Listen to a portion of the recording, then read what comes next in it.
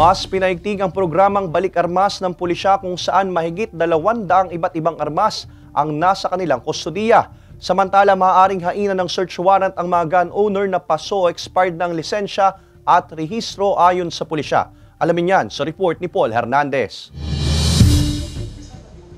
Mula sa mga naglalakihang mga vault, dito na sa loob ng pinakabagong firearms and ammunition storage room itatago ang mga baril na isinorender ng mga gun owners sa Batangas City. Mas malaki at tiniyak ang seguridad, may full metal door at steel gate pa sa loob. Any kind of firearms ay safe pong ma-store dun sa aming bagong firearms and ammunition storage facility.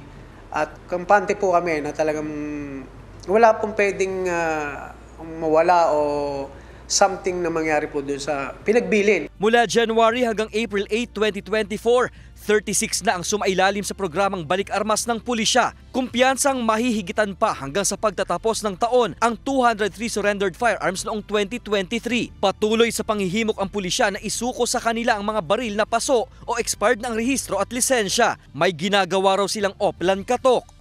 Ang consequences, if ever, na hindi po sila mag-surrender dahil identified naman yung kanilang mga firearms, pwede po silang applyan ng search warrant.